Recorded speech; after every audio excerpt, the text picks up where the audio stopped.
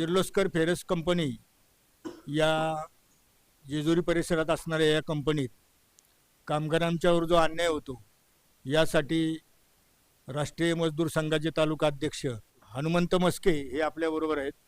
काय सांगाल, काय असं? साहेब, आमच्या किर्लोस्कर फेरसमध्ये कॉन्ट्रॅक्टचे जवळजवळ 300 लोक काम करत आहेत आणि त्यांच्यावरती जे पिळवणुकीची वेळ आलेली त्याला वाचा फोडण्यासाठी सर्व कॉन्ट्रॅक्टर आमच्या कामगारांना न्याय देण्याच्या भूमिकेमध्ये नाही आहेत असं दिसतंय. कॉन्ट्रॅक्टर लोक जो पगार देणं गरजेचं आहे त्या प्रमाणामध्ये मिळत नाही आणि महत्त्वाचं सांगायचं झालं तर जे लोकल कॉन्ट्रॅक्टर आहेत त्यांना कमी कामगारांचं कॉन्ट्रॅक्ट दिलं जाते. जे लोकल कामगार आहेत त्यांनाही पगार कमी दिला जातोय आणि जे बाहेरचे कॉन्ट्रॅक्टर आहेत की ज्यांचा कंपनीशी काही संबंध नाही त्या कॉन्ट्रॅक्टरांना जास्तीत जास्त कामगार दिले जात आहेत. त्यांच्या कामगारांना जास्तीत जास्त पगार दिला जातोय. त्याच्यामुळं आमचे स्थानिक कॉन्ट्रॅक्टर आणि स्थानिक कामगार यांना कुठल्याही प्रकारचा न्याय मिळत नाही असे स्पष्ट दिसतंय. तर त्याच्यासाठी माझं कंपनीला एकच विनंती आहे की आमच्या स्थानिक कॉन्ट्रॅक्टर लोकांना आणि स्थानिक कामगारांना न्याय मिळाला पाहिजे. याच्या व्यतिरिक्त बाहेरचे कुठल्याही प्रकारचे कामगार, बाहेरचे कुठल्याही प्रकारचे कॉन्ट्रॅक्टर आमच्या हद्दीत ग्रामपंचायतमध्ये असणारे कंपनी याच्यामध्ये त्यांचा कुठल्याही प्रकारचा अधिकार नाहीये. आत्ताच आमचे सुनील शिंदे साहेब संघटनेचे अध्यक्ष यांनी सांगितलं की जे भूमिपुत्र आहेत त्यांना 80% शासनाच्या कायद्यानुसार जागा देणं बंधनकारक आहे. त्याचं पालन कंपनीने केलं पाहिजे. कालच 2 दिवसापूर्वी जेजुरी पोलीस स्टेशनमध्ये आमची एक मीटिंग अरेंज करण्यात आली होती. त्याच्यामध्ये आपले वाकचोरे साहेब यांच्या नेतृत्वाखाली, अध्यक्षतेखाली एक मीटिंग पार पाडण्यात आली. त्या ठिकाणी आम्ही एक रॅली अरेंज केली होती. त्याच्यामध्ये त्या रॅलीमध्ये आम्हाला रॅलीची जी थोडक्यात नोटीस होती, परवानगी होती, ती नाकारण्यात आलेली.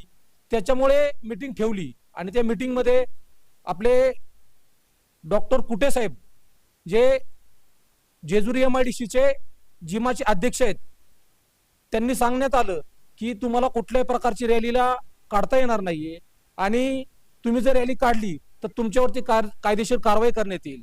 मला डॉक्टर साहेबांना एकच विचारायचं आहे की रॅली काढण्यात येणार नाही हे सांगण्याचा अधिकार डॉक्टर साहेबांना नाहीये. कारण रॅली काढण्यासाठी प्रत्येक वेळेस परवानगीच लागते अशातला काय भाग नाही.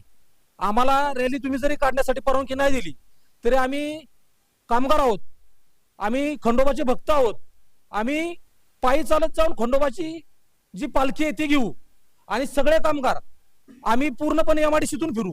तिथंच आम्हाला कुठल्याही प्रकारची गरज भासणार नाहीये की आम्हाला पोलीस स्टेशनची परवानगी पाहिजे. तर मला एकच सांगायचं आहे की डॉक्टर साहेबांनी सांगितले की एका कंपनीमध्ये तुम्हाला डबल कुठल्याही प्रकारची युनियन संघटना करता येत नाही. डॉक्टर साहेब, कुठला कायदा आहे असा की एका कंपनीमध्ये 2 संघटना करता येत नाही? असेल तर आम्हाला दाखवा. तुम्ही सांगताल की एका शहरामध्ये एकच डॉक्टर आहेत, तुम्ही त्याच्याकडेच जा. असं करता येत नाही. तुम्ही म्हणताल आम्हाला आमच्या मनाचा हे आहे ना की बाबा आम्हाला ह्या डॉक्टरचा गुण येत नाही, आम्ही दुसऱ्या डॉक्टरकडे जाऊ. पण एकच सांगायचंय मला की तुम्ही अशा पद्धतीचं चुकीची जी या गोष्टी आहेत त्याच्यावरती भाष्य करू नये. आमचे ज्या भूमिपुत्र आहेत, कामगार आहेत, त्यांना न्याय मिळेल अशा पद्धतीचं थोडंफार तुम्ही कामगारांच्या वतीने बोललं पाहिजे. तुम्ही सांगितलं की किर्लोस्कर कंपनी हे आपल्या MIDCचं नाक आहे.